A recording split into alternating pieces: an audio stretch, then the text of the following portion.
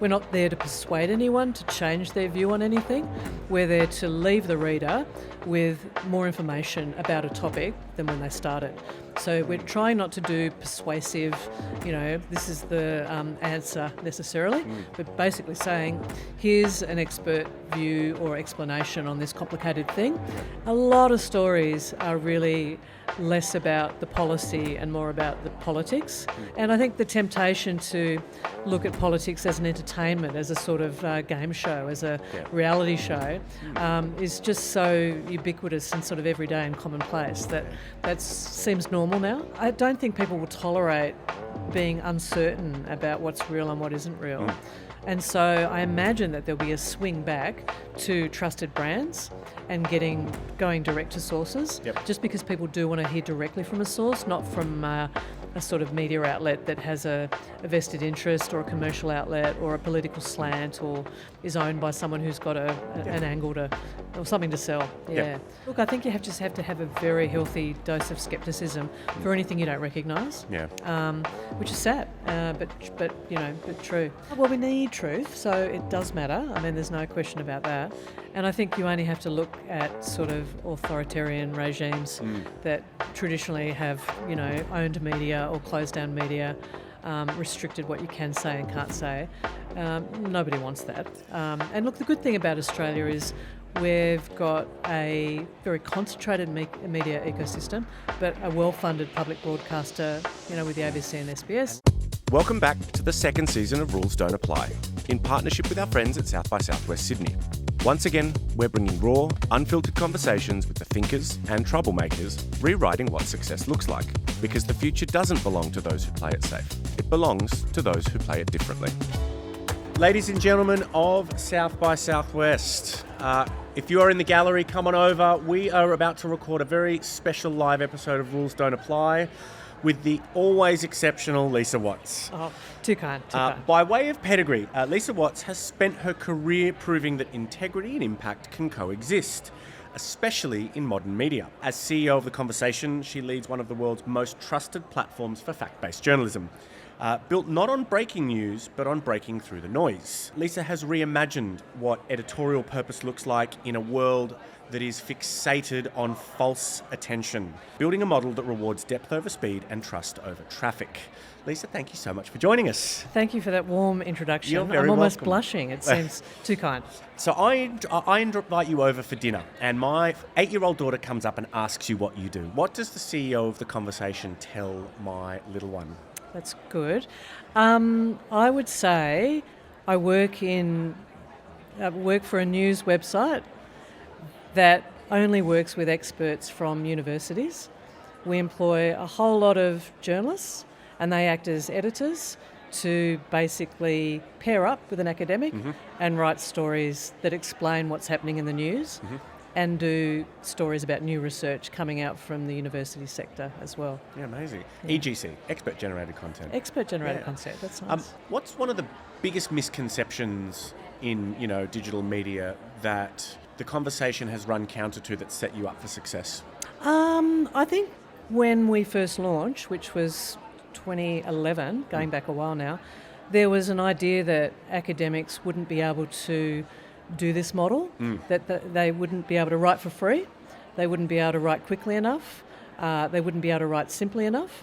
And I think quite quickly, with a really expert team of journalists, we're able to prove that they really did want to participate in public debate and discourse. They were really hungry to find an avenue for their research and for their ideas to connect with public. And I think sometimes people have an idea about academics being in a bit of an ivory tower, locked away, not wanting to engage. But most academics are interested in the world of ideas, not because they want to be stuck in a turret somewhere writing a thesis, but because they generally want to find solutions for... and further the body of knowledge. Exactly, It's how academics are wired. It is. And connecting with each other, but also really connecting with people who are trying to find commercial solutions or trying to make community change. when you write for the conversation, academics are really self-selecting to participate in something bigger. So I think that was a kind of idea that a lot of people had, that it would be too difficult to do, but it worked almost straight away. It was quite incredible. And what's some of the, I guess, the conventional wisdom that that you've had to let go of to set that model up for success? One of the conventional wisdoms would be about the business model. Yep. And I think we look back now and are really grateful that we made a decision not to build any advertising into our model. Mm-hmm. Had we done that, and look, some of the original ideas were, this could be big. Yep. It would generate a lot of page views. There would be a pathway to have some, supporters who could participate, yep. share their brand. We'd find a way to do it. Yep. The Economist does it. BBC even do it here. But actually, not doing that was really, I think, a very wise choice, because we don't have to be slaves to that group of stakeholders, particularly when you look at what happened during the pandemic. Yeah. All news websites just went bananas. Yeah. Us as well. We had, I think our traffic grew by 3 times. We're up sort of, incredible numbers. Yep. Particularly the conversation, because a lot of people, when something really important happens and you need expert analysis and research, people who are involved in the health response are reading the conversation every day. Yeah. So, health ministers and health policy people, etc., as well as a lot of other people. And we would have had huge inflows of revenue from advertising during that time. Probably would have scaled up like a lot of businesses done. We would have had more journalists employed and made investments, and then we don't have to ride those declines in the same way. Yeah, gotcha. And so I think that is really good for a culture of a company where we're able to invest in people and not be so vulnerable to kind of market forces in that same way. So I think having a membership model where we actually have universities in Australia and New Zealand who join the conversation as members, and that means that they feel very much connected to its success. And when a university or a research institution joins, the media people that work in those places, who are often ex-journalists themselves, they really participate. They pitch ideas as well. They help in terms of activating academics who work at that university. Wow. We can build strong relationships. Every day after our news conference, all those media people get and anyone who signs up to it can get a sort of expert call out. This is what we're looking for today. They can connect with us. So it's almost like a community of practice. It is, like virtuous value creation. Yeah, very much so, yeah. And so I think rather than it's also being seen as a competitor to other media, because it's all free for other media to use, to republish in its entirety under Creative Commons licensing, or to rewrite your own version of it, or to pick up the phone and contact an academic who's just written, because we provide a way for people to do that. And 6 out of 10 academics after writing for the conversation do get contacted by other media. And a lot of it is to do interviews on radio, particularly, because if you're a radio producer in regional Australia, how fantastic. It's just been printed or just been published. You know that person's ready and waiting for media calls. You can just get onto them straight away. And such a fascinating model. Yeah. What are some of the opportunities that you've had to say no to in that, with that fenced paddock? Yeah. That at the time might have been really tough as sort of a short-term sugar hit, but have set you up for success in the mid-term and the long term. So many. One of the very early sort of opportunities that we said no to, and we say no to quite a few, was really, the conversation launched with about $9 million of sort of seed funding, which is pretty good. And so the 2 co-founders really worked very hard to put together matched funding from the Commonwealth Government through education and the Victorian State Government, and then 5 research institutions, so 5 big universities and CSIRO. And they all put in collectively about $9 million. So that was enough of a runway to employ really experienced, good people for about 3 years at least. Yep. So we knew, okay, we can burn through 3 a year and see where we land. And I came in really commercially from Fairfax Digital to think about how we could sustain it in terms of revenue models. Yep. I remember one day early on coming back into the office and sort of thinking, okay, we could invite large corporations to become partners. Yeah, and underwrite almost. And underwrite sort of either a section and thinking about topic sponsorship and how it would look on site and that sort of stuff. Not advertising per se, but a way in which they could become more involved. And look, maybe we could have done it and we'd be fine and it would be terrific. But I think not doing it and really making a sort of decision to do the hard work, which is just keep trying to get to 100% penetration of the university and research sector, which we have. We've got everyone signed up, and we've been able to sort of retain that we've lost maybe one small regional one, but we've got the whole sector signed up. And then philanthropy. Because we're a non-profit, we exist only for the public good.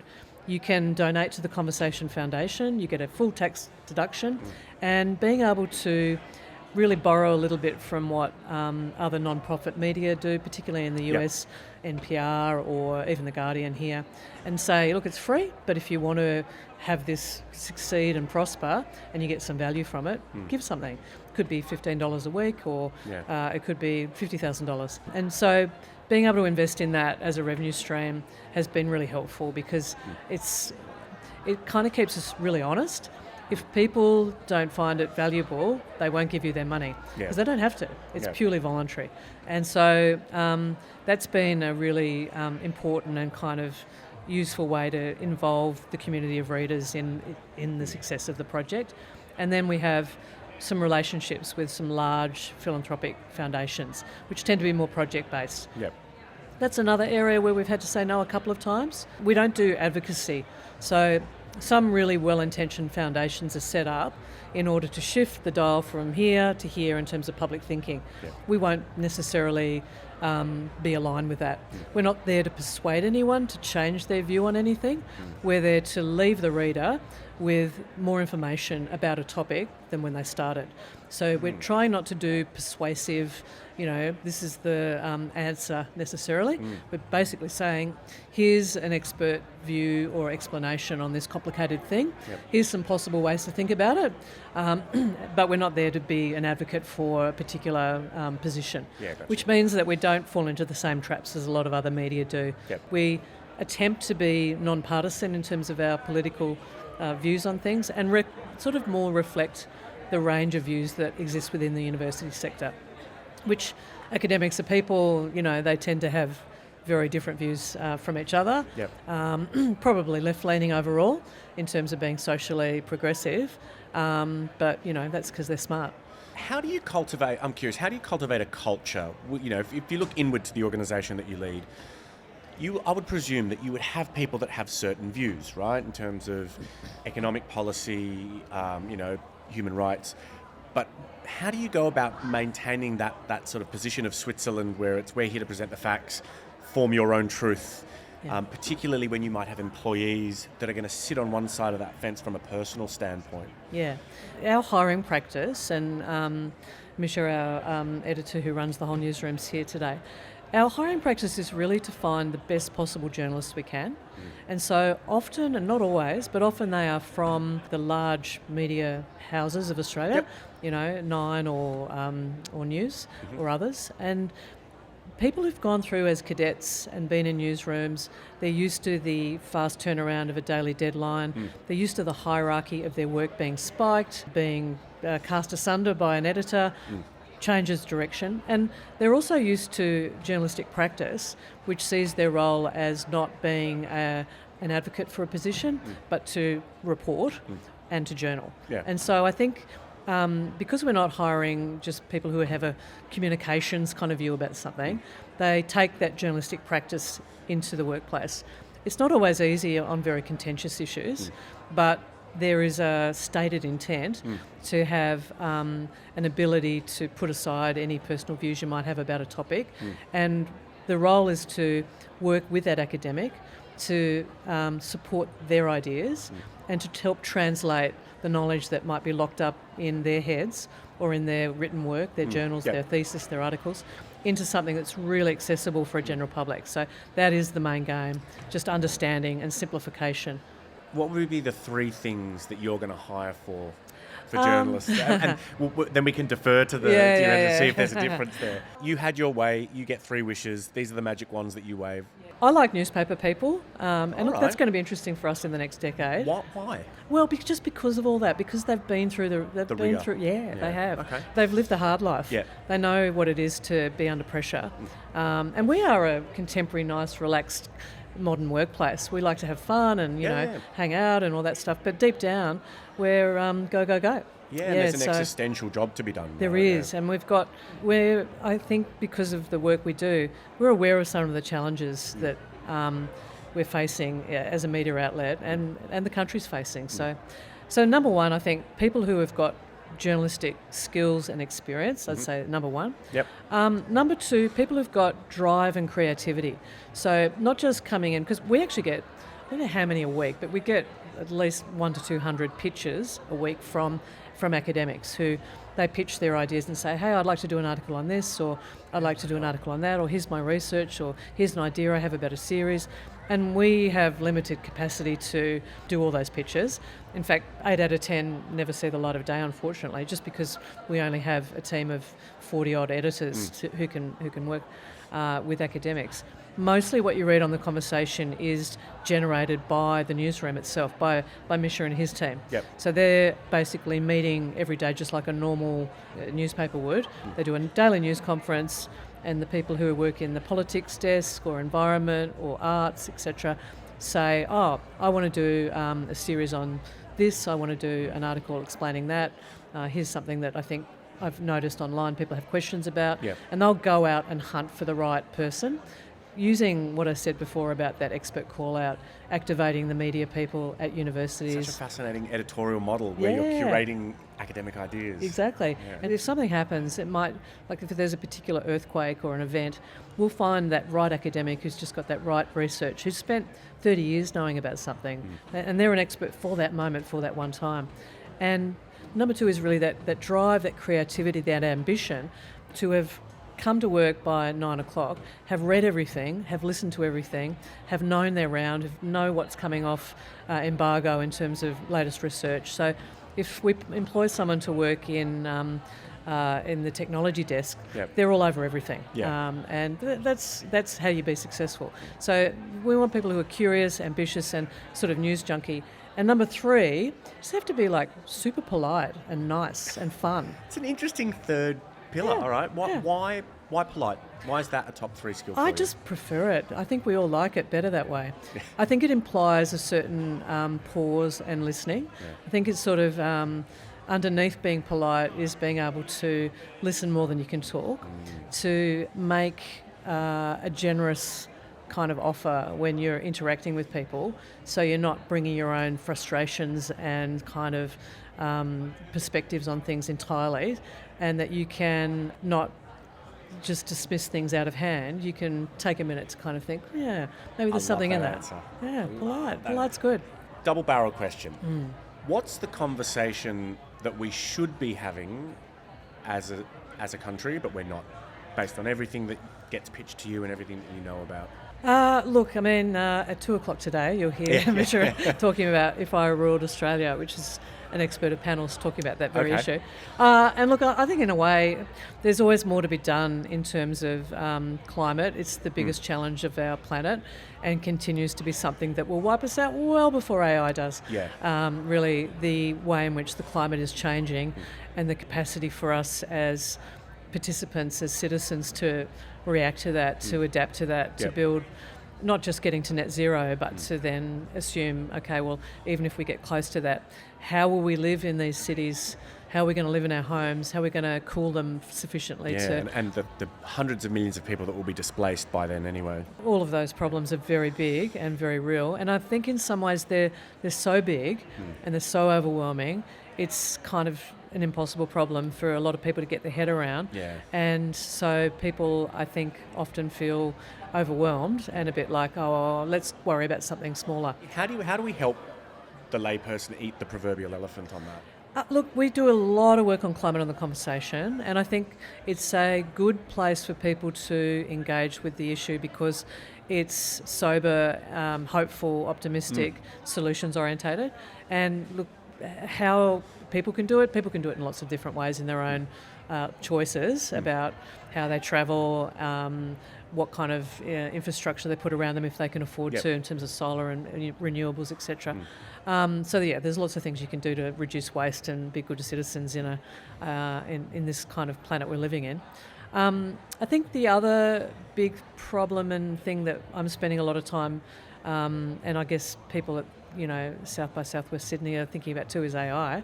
A great opportunity for us, but also an area that I think is already having some change, and people are somewhat anxious and fearful about what it means for the practice of work, and particularly in the production of news.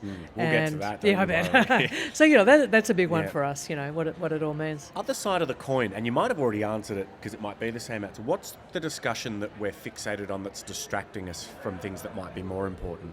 I mean, some distractions are good.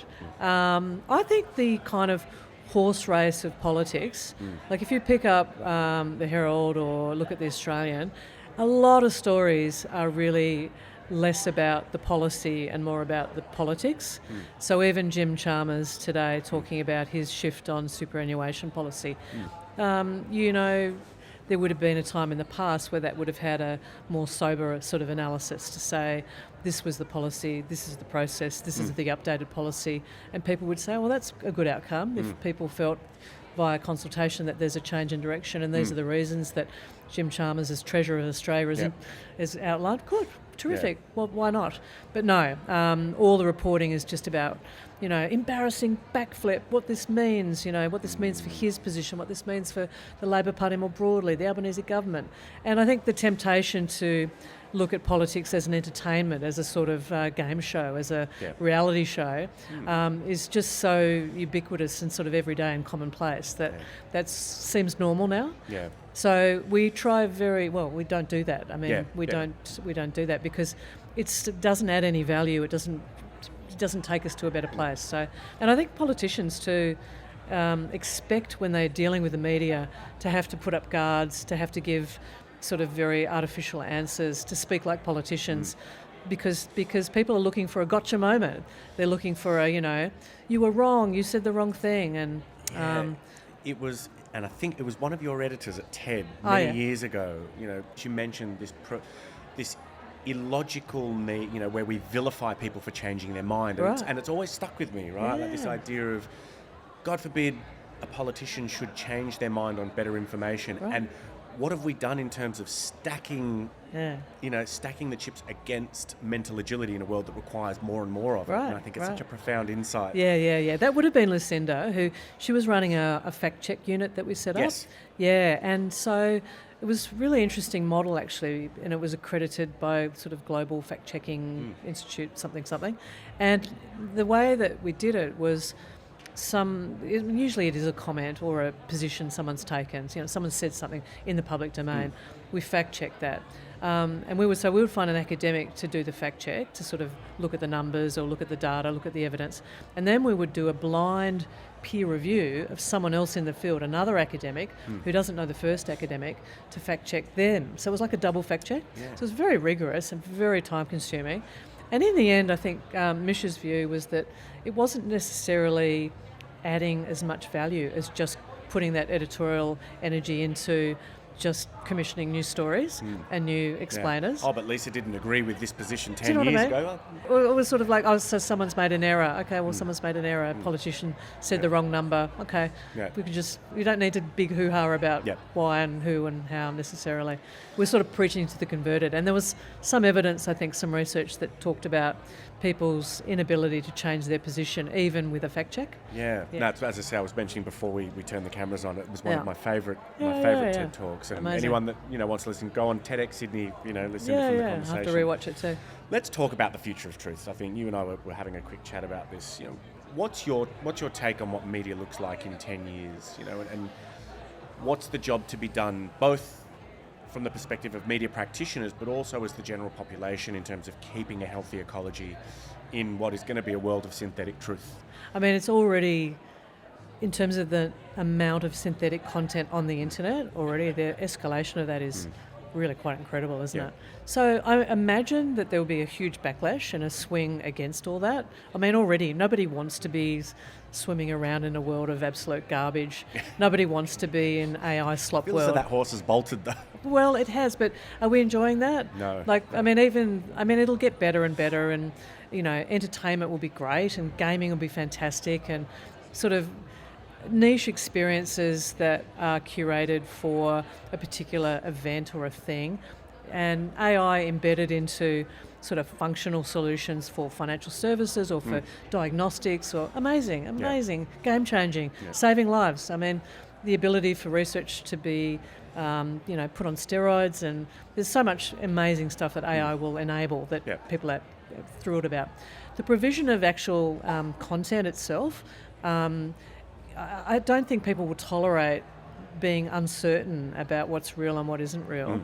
And so I imagine that there'll be a swing back to trusted brands and going direct to sources. Yep. I remember last year I met this guy who came to talk to our global group who met in the States last year. We get together once a year, which is really fun. Yeah. Because the conversation's in 10 countries now. It has, expanded all over the world. And we all got together. We took this guy from the AP, Associated Press. He was head of AI, I think, and a very small team.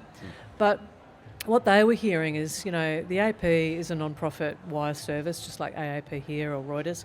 Their job is to employ a whole lot of journalists and photographers, pull it into a big pool, and then get media brands to become customers, and they can take the photos and take the stories, because they don't have someone, in Washington or in Canberra. Yep. Photos, same. But what they were finding was a lot of younger people were disillusioned with mainstream media, and they didn't want to read it through Washington Post or wherever. They wanted to go direct to the source, in this case direct to that reporter who happened to work for AP. So traffic to their own website for the first time was really growing. Yep. They were getting a lot of direct traffic. And in the same way, I think, for people who want to hear a disintermediated, a sort of direct source, I think people, websites like The Conversation that are no advertising, very clean, no other stakeholders, just doing one thing really well. I think the future's quite bright for that. Okay. Just because people do want to hear directly from a source, not from a sort of media outlet that has a vested interest, or a commercial outlet, or a political slant, or is owned by someone who's got an angle to, or something to sell. And particularly as privacy becomes sort of a thing of the past in a way, being able to sort of have pretty light tracking of people, not onerous kind of engagement. You should be able to just go somewhere, read something, understand something, and leave.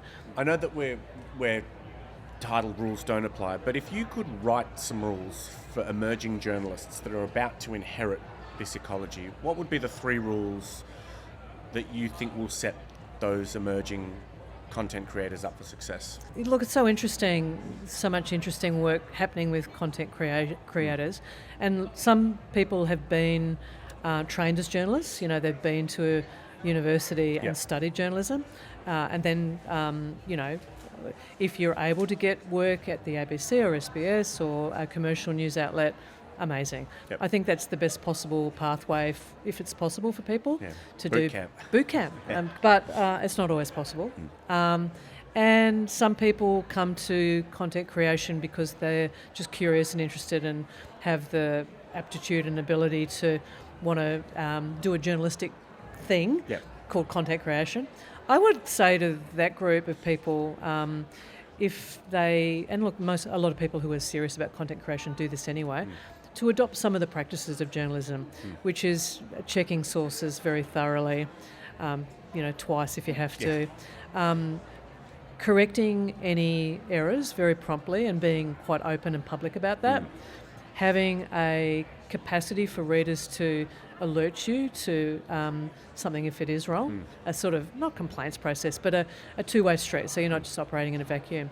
And I think the best content creators on Instagram or TikTok places, social platforms, are ones that do that.